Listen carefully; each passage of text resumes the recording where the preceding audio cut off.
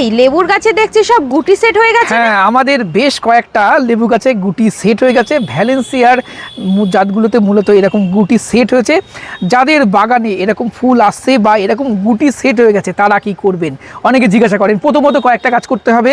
এই রকম যখন মটর দানার মতন হবে, প্রথমত একটা পিজিআর স্প্রে করতে হবে। প্লানোফ্লিক্স আপনারা দেবেন 1 ml 4 লিটার জলে গুলে।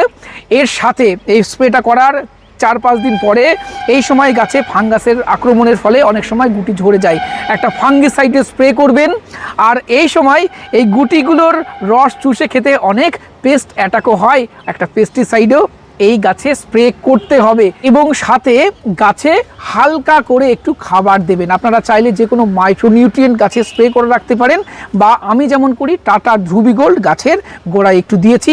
আর এই গাছগুলিতেই আমি 1-1.5 মাস আগে ভারী খাবার দিয়েছিলাম, তাই নতুন করে ভারী খাবার এখন আর দিচ্ছি না। এইভাবেই পরিচর্যা করুন, তবে গুটিগুলো বড় ফলে পরিণত হবে।